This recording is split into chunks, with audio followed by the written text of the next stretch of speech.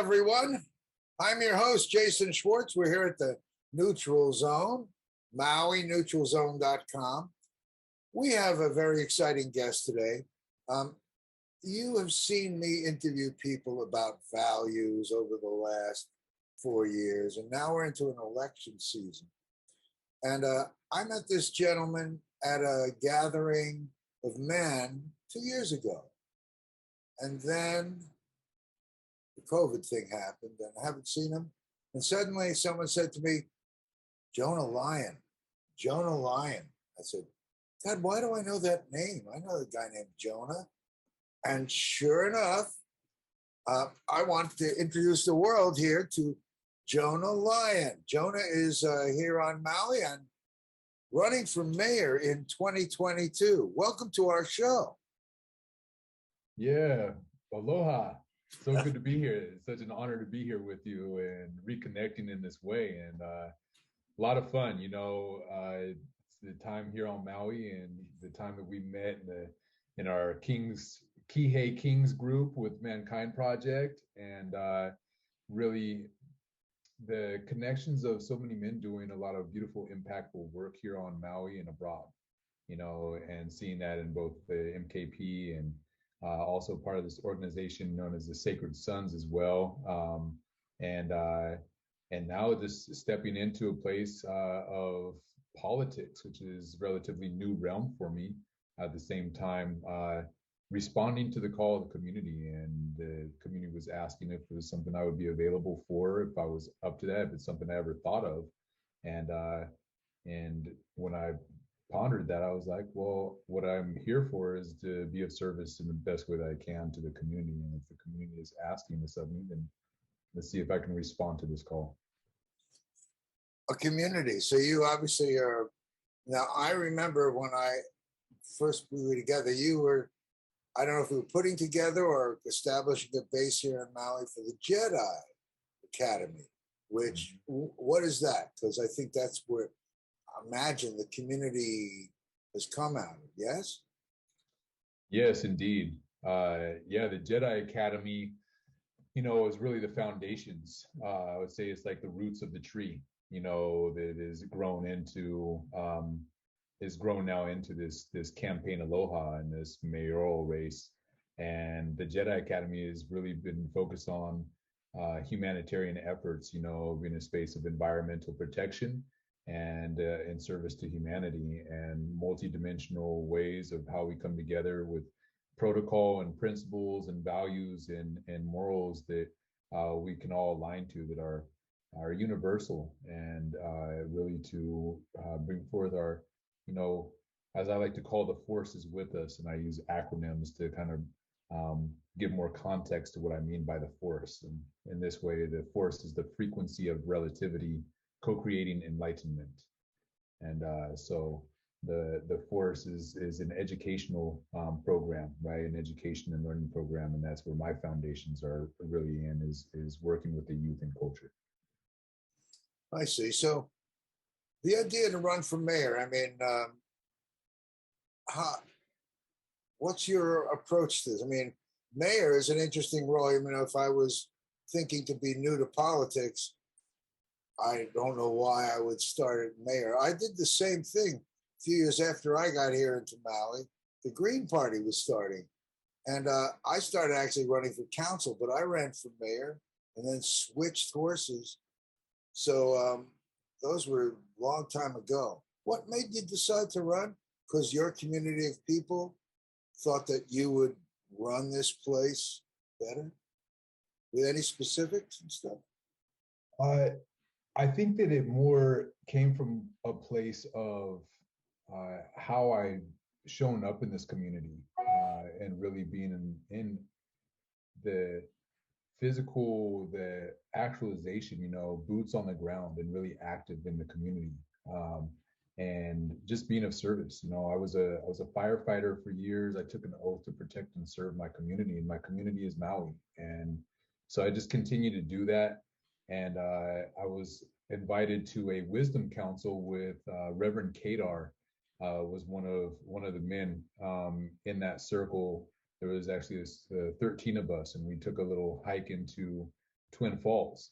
And when we came out of that hike and that ceremony, you know, we circled up prior to and then circled up again after our hike and enjoying each other's time. And we shared our vision for Maui, you know, collectively in circle. And Reverend Kadar, Temple of Peace, he said, you know, he's like, you remind me of Aang from the last Avatar.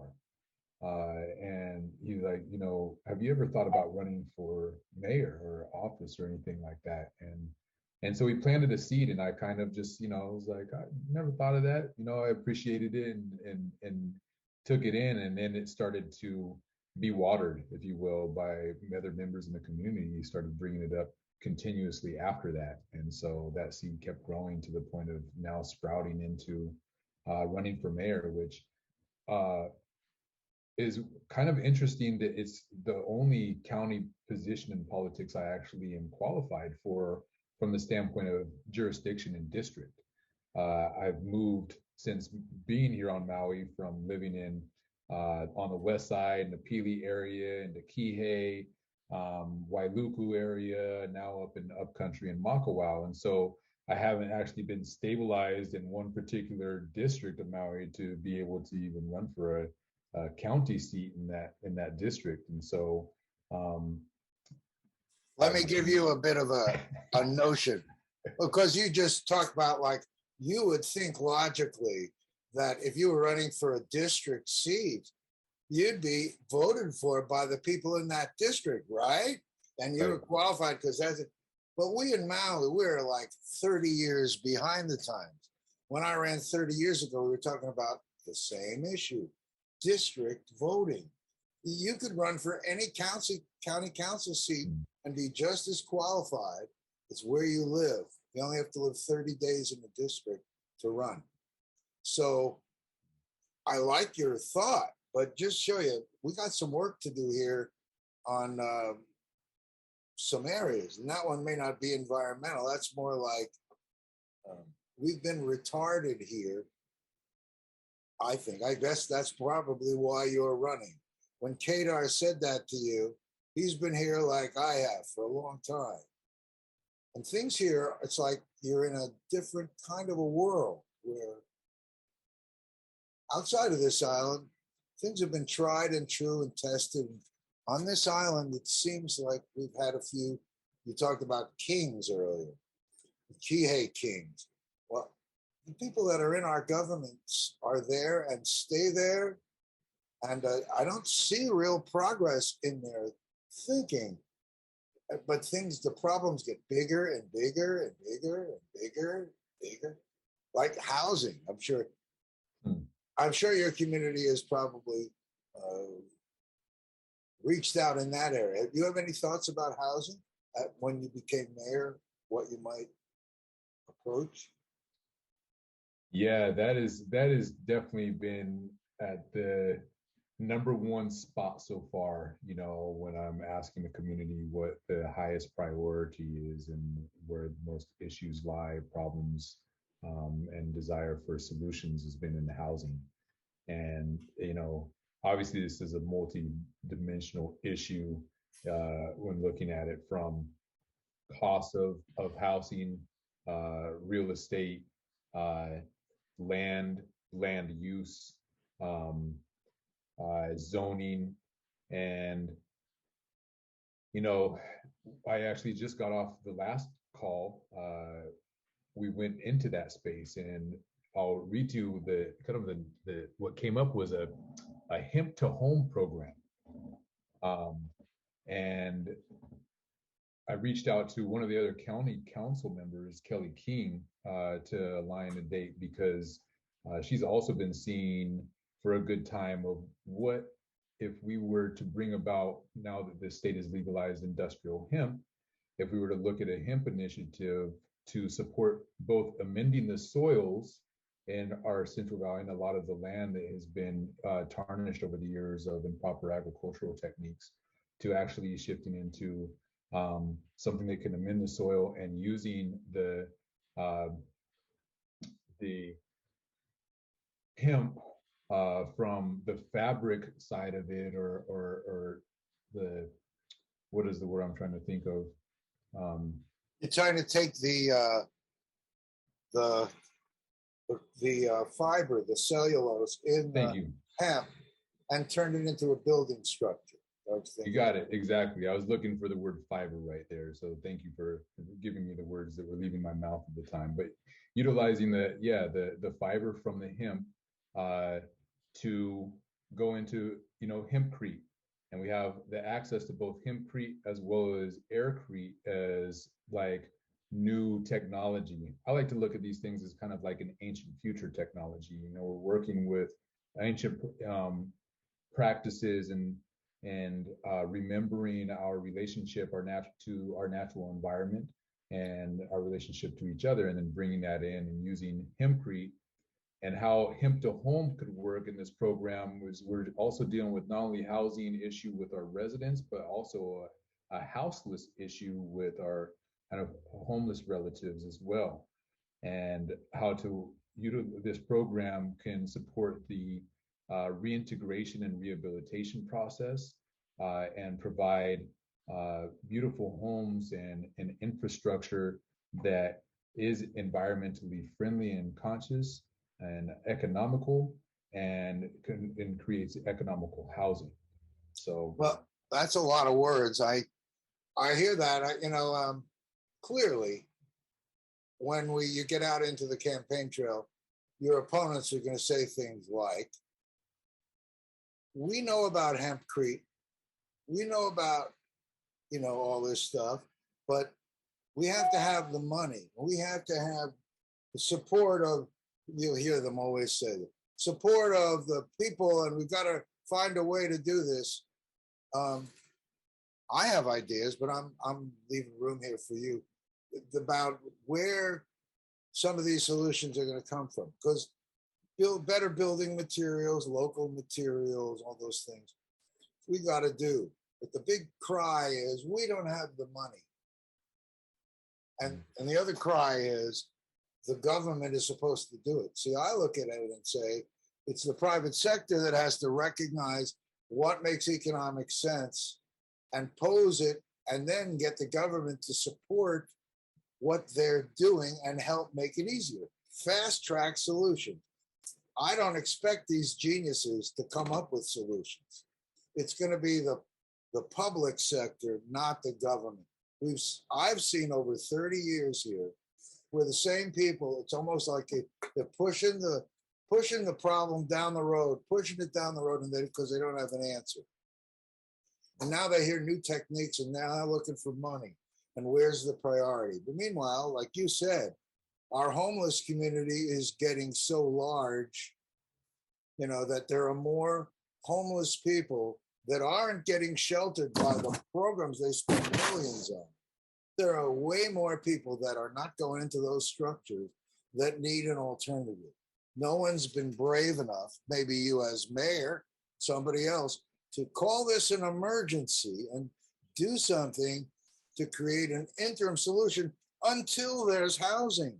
We can die by the time now. They have, the seniors have a housing place. You join a list and it says, you're going to be 5 to 8 years. When you're a senior, someone says 5 to 8 years to you. It's like, that's not a housing program. That's a death sentence. So I'm kind of riling it up here a little with you because I know that when you have a group of people talking, housing's got to be big. What about water issue? The people that bought the Central Valley, Maui Mayor, who had the lease, right? You have any thoughts about water? And what? I know we're early in the season, so whatever we say cannot be held against us, because as we go, you're going to hear all kinds of things from people out there, and you're going to say, well, that's a good idea. That's a good idea. And so, but the thing that is so fun about this election thing is you and I are running with principled agenda that bring up things that we know are environmentally responsible. We know we want to be economically responsible. We want to listen to the people. And we're running against a system. There's a system here. If you had your whole council up there, and supporting you once you get to be mayor. But it's just an interesting experience. I don't know how you're thinking about this election, whether you're thinking of really thinking you can get enough votes to be one of the top two vote. I mean, we're talking on it's like David and Goliath, one of the top two vote getters with Richard Bisson with hundreds of thousands of dollars, and Mike Victorino, hundreds of thousands, and Mike Molina, he's more modest, but you know, here you are in a group, Alana Kay, Alec Hall, all these names. So you're going to get a chance to be in the dialogue and offering an outspoken, eloquent, you know, what I want to say, it's almost like you're a champion for the community, like you say, you know, and I just jumped in this way because a lot of the ideas, like even what I'm hearing, they're great ideas, but then have to have, okay, if hempcrete is a good thing, how many dollars per square foot? What's it going to do? Do we have to change the laws somewhere so we can have houses in a different proximity to each other? Do we want to have different things about having units and a central kitchen, a different kind of alternative, things that you and I might entertain, but that's where the heavy lifting comes in for me, is come up with something that the government can say, oh, that's a great idea. Let us make the laws to support what you see and are doing that can be economically sustainable and make sense, rather than asking the government to come up with the answers, because they don't have the answers and they're not going to have enough money to do it themselves anyway. It's just really, it's a bass backwards kind of deal here, in my experience. Have you spoke to some of the people that are in office to see the frustration level on their face? That thing about going in, you know, excuse me.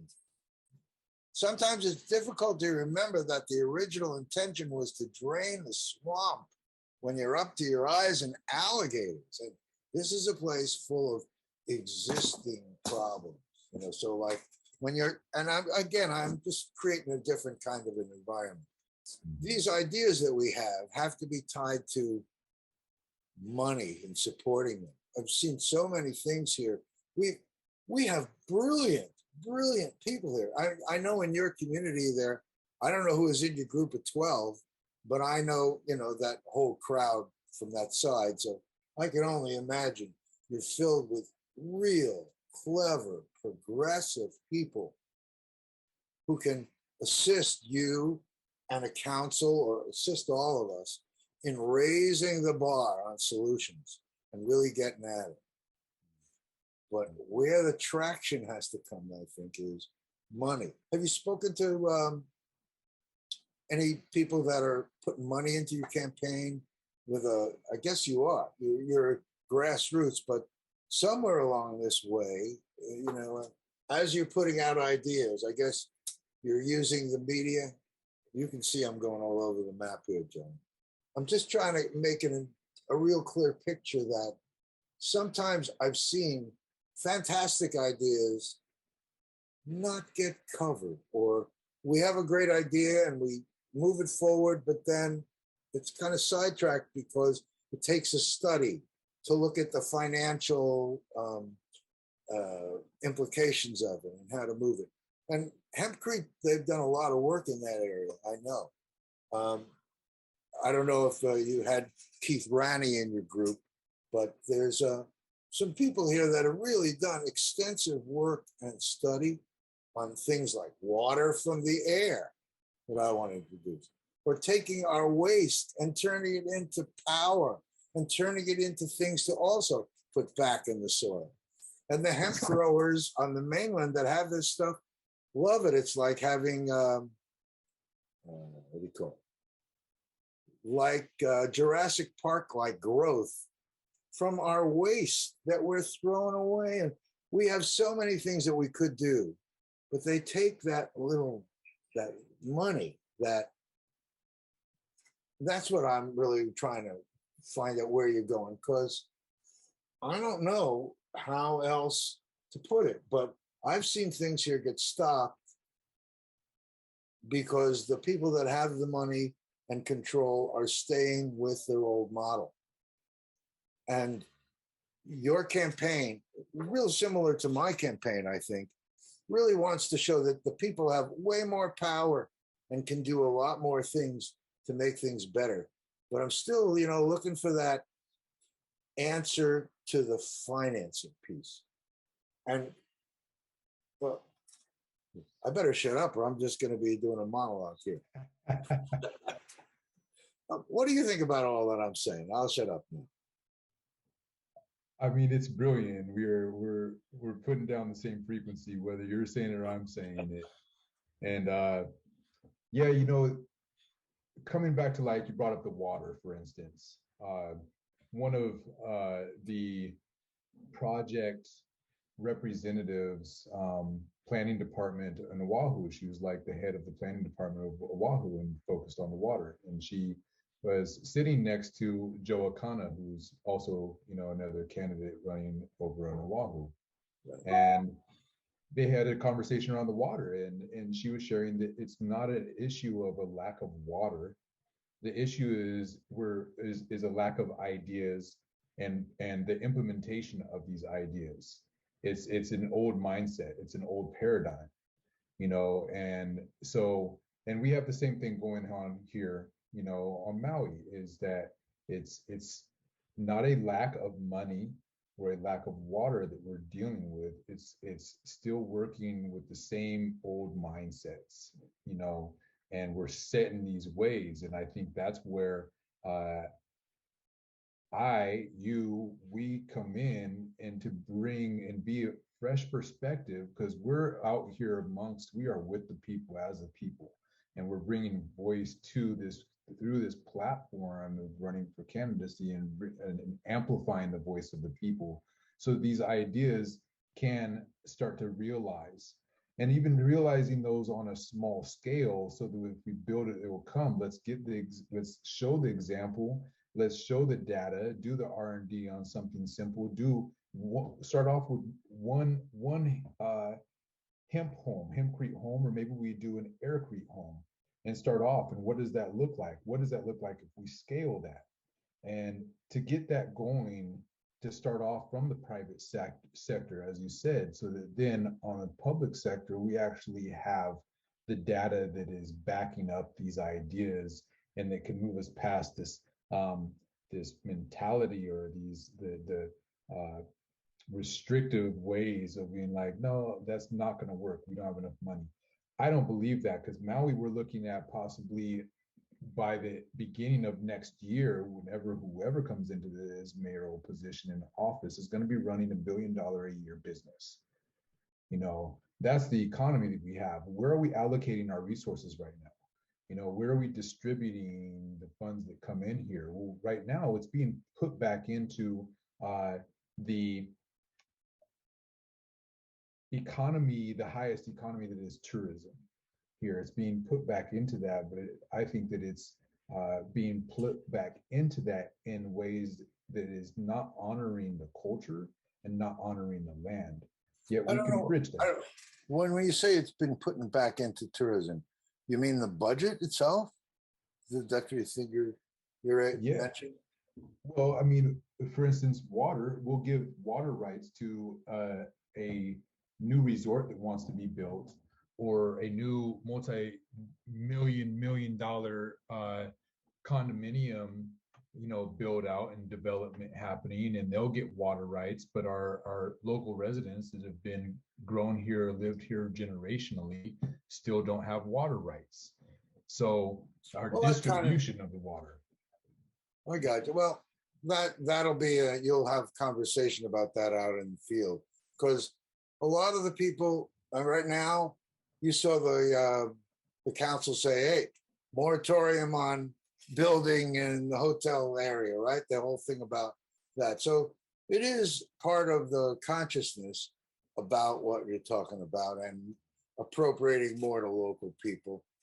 But I like to think, and I don't know how many people really know this, but what you said is, it's how it's allocated. There is a larger lens of fresh water in Haiku than they have in all of Oahu.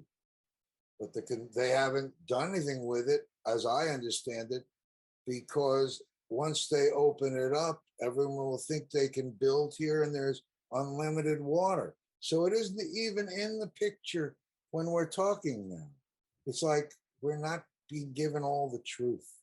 And because, anyway, there are a lot of things that could be done that aren't being explored. And even if they're not good, I'd like to myself see public discussion so that we can come to agree whether there are solutions or not, and not feel like everything is closed door, we're special, and we're going to decide what's right, rather than reaching out into the community. I found things, just like you're finding things, from people in our community coming forward to me. You know, someone came to me when I was running years ago and came to me with a solar thermoacoustic cooler dryer. What? Big words. It means using the sun to create sound in a closed tube. And when that sound goes through a passive aluminum foil engine, it creates cooling. Take the sun, create cooling. That came to me from someone. I try to present it to the government. It's too far ahead of their vision for now. Here we are 30 years later, and someone comes out with this new idea of a thermo-solar reactor. It's the same thing as 30 years ago, but people here just weren't listening. I don't really know how to say that. I'm hoping that your team gets the voice and gets the penetration to really express the incredible numbers of solutions that exist that could help right now with effective, aggressive leadership. Aggressive meaning you can invite solutions here to try their demonstration here and give them a favored status. I just don't see that kind of thinking going on. I don't really know what to say. I mean, I can appreciate you yourself are expressing those kind of ideas of needing something new and needing. Do you have a team of people that you think, if you got into office, can be supportive in the ways that you need to move on any issues like these? Because these are big issues and they ain't getting away.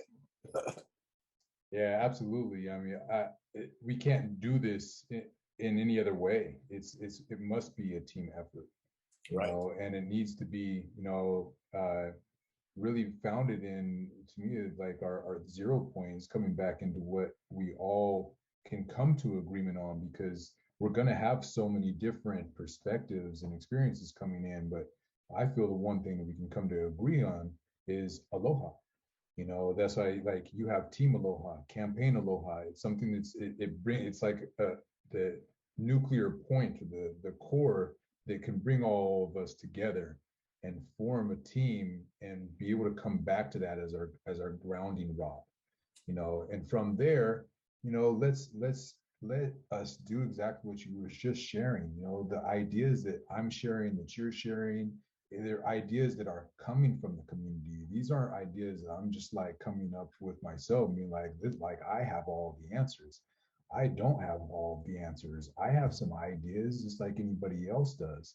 The key is for us to all come together, because from all of us doing that, we can find which one is going to be the highest and best to potentially put in and implement. And sometimes even that takes the experimental aspect of it and doing it to see if it works. And that's where I think sometimes government gets in the way of like actually trying something on, doing it and seeing if it's something that works or it doesn't work. And we'll shine off and say no to something that has great potential based off of no other reasoning other than some type of outside space that a lot of times will control people, such as money, right? Oh, we're not going to do this because we don't have the money to do that. I don't necessarily believe that that's true. I think that's a can be a scapegoat or a way of distracting from the fact that we can't comprehend or conceive of that idea actually coming through because I can't wrap my head around it. And I'm in control here. And it's not about me being in control as mayor, but rather us being in council as a community, bringing these ideas forth. Uh, One of the other drops to kind of share on that is like this notion of harmony and disharmony, right? There's harmony and there's disharmony. That doesn't mean that the disharmony is bad and the harmony is good. I'm not speaking to it that way. It's like I'm playing this music and you're playing this music over here, and they're not necessarily matching. But from both of those pieces of music, we actually can find music that we both like to listen to. There's another song that can come from the harmony and disharmony, right? Because that's all we're talking about here is like is seeing what can stem from opposing forces, if you will. The positive and negative creates new energy. My big thing that I think that made me decide to run this time is I keep hearing about 5 years, and if the temperature doesn't stay and keep it below a temperature, the quality of life forevermore will be changed. And I see people doing the same old thing, the same old thing. And so I really think disruptive politics is necessary now, and aggressive leadership that is, I guess, reaching out into the private sector in different ways. I don't think our government has enough room in the future department. They're dealing with the alligators. Like I say, they got a problem with this. There's a problem in the sewing. They don't have a transportation. And it's like, really, it's like the Keystone Cops. Remember them? Everyone running around trying to figure out what to do. They talk like they got it under control, but you don't get 10,000 and 20,000 housing units short without, you should have seen that on the horizon somewhere. And now with 5 years and we're going to have a problem, we have to be able to do this like a symphony. That's why you have a team. This and that and this and that and this. Right. And our present mayor, bless him, who would want to deal with a COVID situation and be the mayor? What a job. I honor our present mayor, but I've been feeling and that some of these ideas, someone's got to be aggressive at them. And I don't see that. I don't know if you're like me or watched, like they gave grants out from the Office of Economic Development. And they're so proud of it. But it still's not handling the level of problems here. If you're mayor and I say, what are you going to do about the housing? You have any immediate things? I'm just really asking. I want to think of this as a brush up, Jonah, because when you get out there, real questions will come at you by people that have teeth, 2 rows, and they're not only looking to bite, they're looking to really bite and clear out what's going on. I'm saying that from watching experience here. Our goodwill campaign and thinking of things positively, I'm totally into it. Yeah. Then it gets down to things like, I'm homeless. I just had my house sold for 1.6 million. And now I had to find a place, but I couldn't find a place because for a 2-bedroom, it was 2,800. And I'm working as hard as I can, and my wife and kids, and we're now living in a car, and 2 cars, in fact, but we have nowhere to be safe. And if we go away from stuff, the tires are gone the next day, and maybe parts of the engine, because there's a rampant crime scene. I'm just giving you my experience, right? Mm-hmm. So what are we going to do? Are we going to have a mayor that's going to be anti-crime, sort of Maui's version of Rudy Giuliani when he was cleaning up New York and taking the people that were homeless? Or are we going to have a safety zone and somewhere we can put people in programs that feel more comfortable than the rigid prison-like conditions that are the homeless shelters.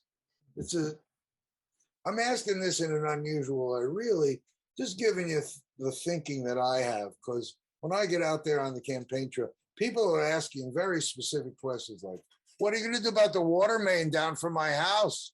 We have to widen the street there. Well, we only have a budget of so much. We'll put it up in the priority list.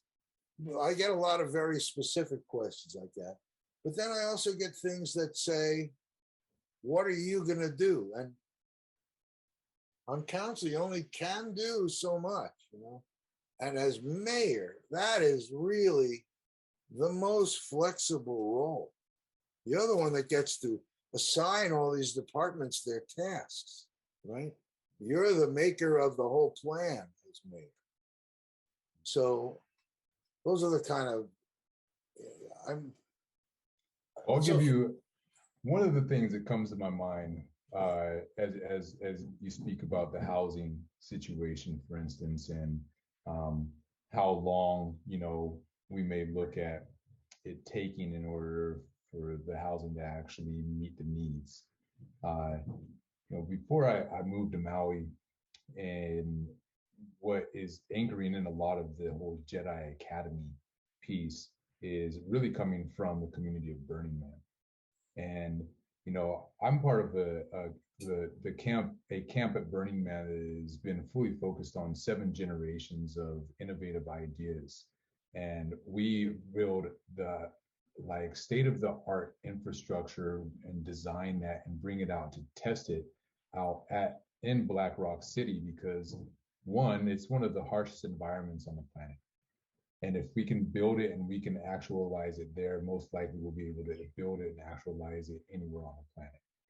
And we're doing this, you know, creating a city for 72 to 85,000 people in 3 to 4 weeks time frame, you know, of construction. Yeah, there's a lot of design and preparation that goes in before that, but in terms of the actual on boots on the ground and bringing those designs together in the city, I've watched it for 5 years erect from there being nothing to being an entire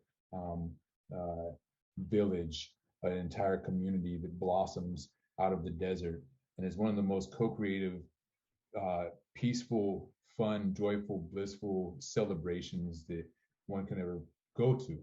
And you know, it can get, sometimes I hesitate to bring up Burning Man because people think, oh, that's that big party in the desert, you know, and it's not just a big party in the desert. Yes, we are out there celebrating, you know, there is that part of it, but there's some of the greatest, most ingenious minds that come out there to train, to learn, to co-create, to come together and to share ideas.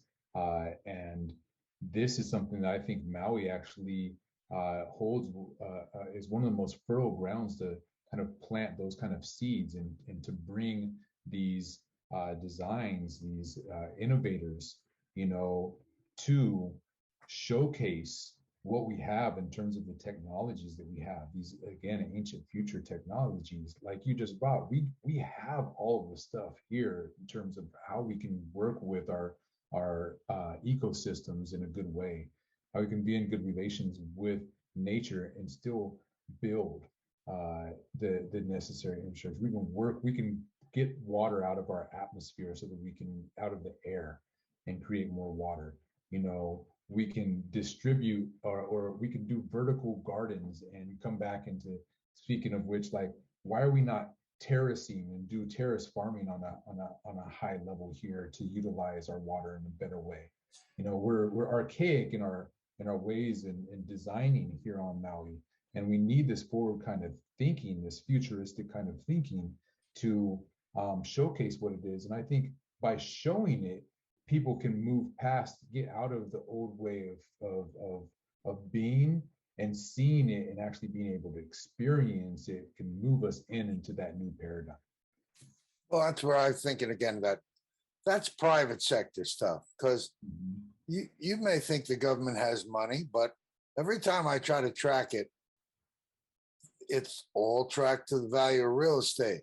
And so it's to the government's advantage to have the value of real estate go up because that gets the money they need to run the place. But see how crazy that is, because the money from those kind of properties are that tourism properties that we really don't want more of, right? So wait a minute. So we're going to take money from that tourism industry to support the local people? Yeah, that's right. We should have been doing it all along and balance this so we wouldn't make it feel so lopsided now. But those are the kind of moves that we need to make because things are way lopsided, you know? Absolutely. And even the tourists themselves, though, like I've been doing tour guiding for the last, since we opened back up, you know, since the pandemic and the closures based from COVID. And the tourists, they're also coming here for this. You know, they're seeking new ideas. They're seeking to have a different experience, a cultural experience, and living. They like the resorts are like almost at the point where those are becoming outdated.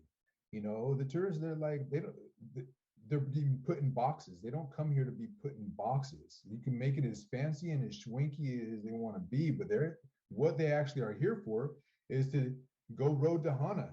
You know, they want to get out and experience the outdoors and get into the jungle and see waterfalls and like see how things are grown and learn and, you know, have conversations and talk story with the indigenous peoples of the land, you know, and talk story with locals and learn about that. That's what I find that they're more interested in participating in. You know, it's like the entertainment part of it. Like we're an entertainment capital at this point, you know, here on Maui. And so what kind of entertainment are we doing, and can we bring this level of education to our entertainment? You know, can we educate and make education more entertaining at the same time?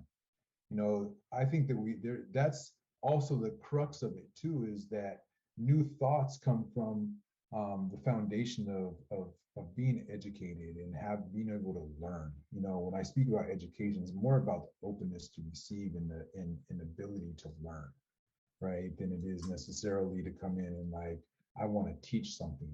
You know, both my parents were teachers, and they taught me how to learn more so than they taught me how to teach. You know, that's what I learned from them, is how to learn.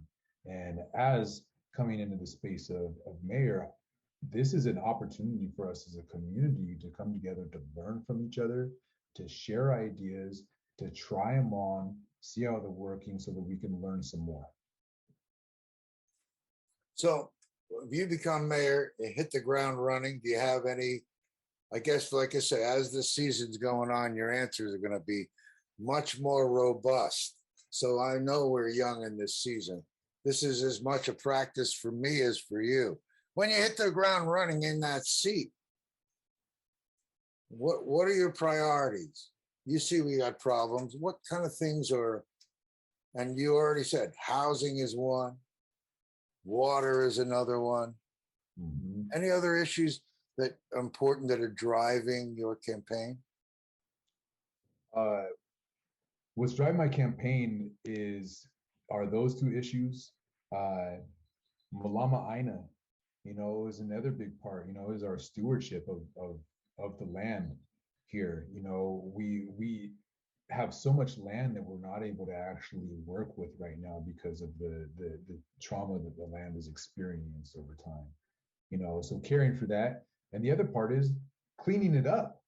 You know, to keep it simple as well. You know, it's like when I drive around Maui right now, it's a mess. You know, there's trash all over the place except for in the touristy areas, but the rest of the island is like not even, I mean, you can't even drive up Haleakala Highway right now. Both sides of the highway are just drenched with trash. You know, all of our main highways and byways. So it's like caring for our land it brings about a pride that we have in our community and as a culture of Maui. So that's another arm you know, in so the housing, the water, the land, uh, and the education, you know, piece coming back to that, because what right now our youth have very little opportunity with the education they're able to receive, the education that is preparing for um, you know, graduation into university level education. The public sector of education is not preparing our youth for life, you know, after that. And not only that, but then because it's not doing that, there's a sense of hopelessness in our youth around where what they're going to be able to do to provide for themselves, to provide for their up and coming families. They don't want to be stuck working these service industry jobs. It is the only thing really available economically and in our workforce, because our economy is solely based off of tourism. Uh, and so this hopelessness is like leading to, you know, suicide, um, drug addiction, you know, alcoholism, and other forms of abuse, whether abuse to ourselves or abuse to each other. And so I think that's a really integral place to put some attention and intention into when it comes to initiative. And uh, all of this, you know,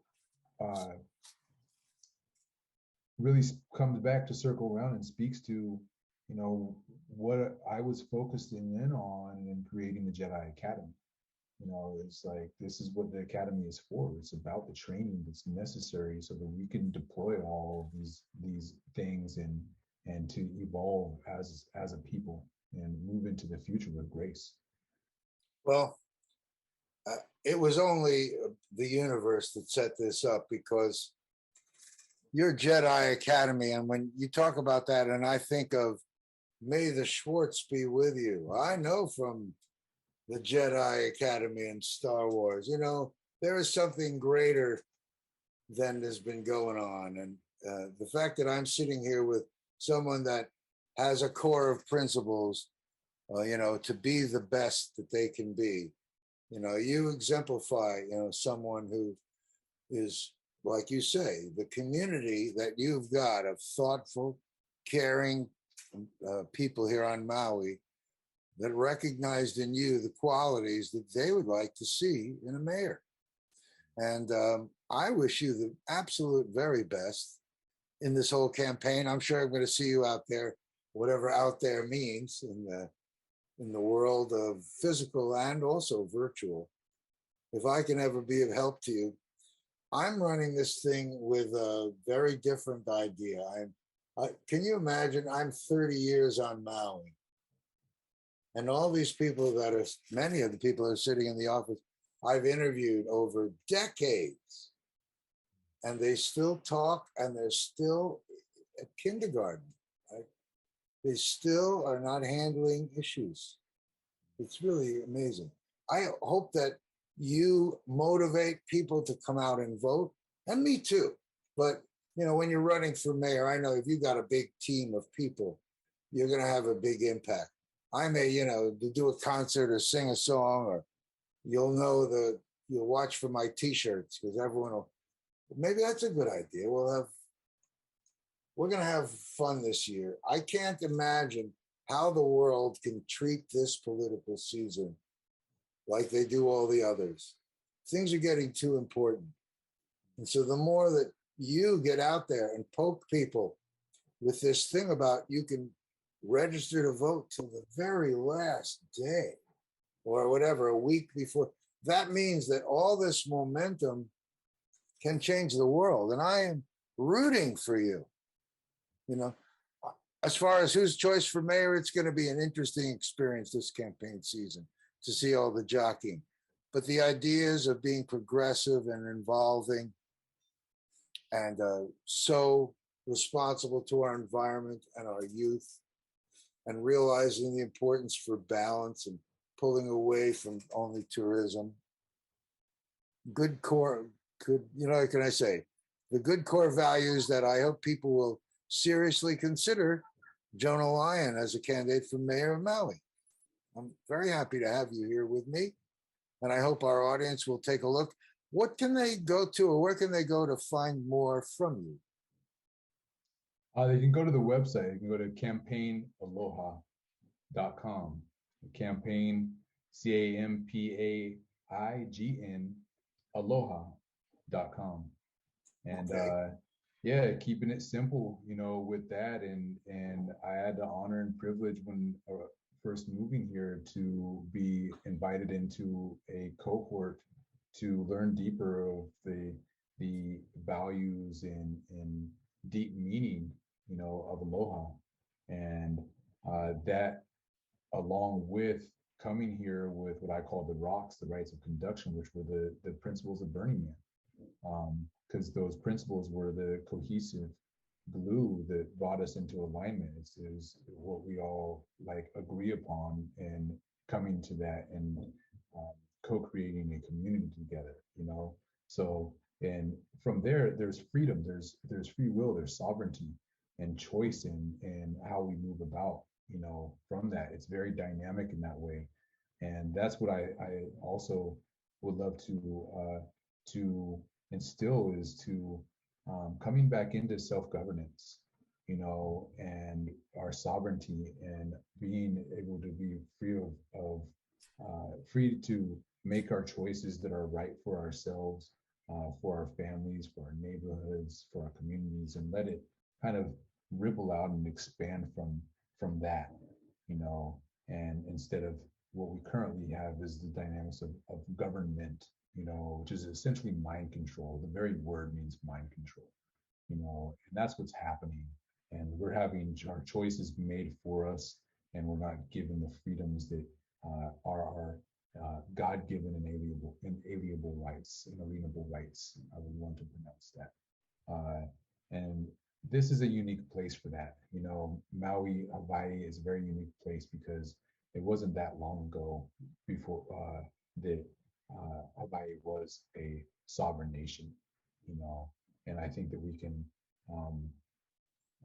not go back, but go forward to that, to move forward back to that, move forward to that existence of looking at ourselves as sovereign beings, and have a free and sovereign nation, and let the governance do our jobs as being servants to the community, as part of the community, and to look at what is it the needs are, take in all that, the ideas, the collective intelligence is there, and then to implement those with the community's support. And this is the way, this is the way that I think we're moving into in this evolution right now. And it is going to be wild, like you said. This is a wild ride. We're in for a lot of fun. Let's have a good time doing it, because these issues are heavy. They're big, they're long term. We're dealing with systemic oppression. We're dealing with massive corruption. We're dealing with all of that, and at the same time, there's so much light and there's so many solutions available to us. So let's go ahead and continue to bring these the sacred waters, and Olai Kabai, and water is life, and the solutions are here for us. Jonah Lion, you're a welcome guest here again, anytime at the Neutral Zone. We'll see if they let me keep doing this, because I'm also running, as you know. And I'm easy to find. Go to dreammaui.com, or may the Schwartz be with you .us. How's that? That's I love it. To find. I love it. Your slogans are right on top of it, Jason. So thank you so much for having me on the Your pleasure show, and arranging this. And good luck to you as well. And any way that I can support you as well in your running, reach out. I know we're already on the same team. Yep. So let's keep working together, and let's get into positions to make significant impact and change. And, right. And all you out in radio and TV land, you are welcome to reach out, and you'll see all the things on the screen that I'm putting up all through the show. You don't see it, Jonah, but you're going to have people contacting you because I'm putting all that information up through this whole thing. You're a great guy. I am very, very happy to be out there with you. May we say it truthfully.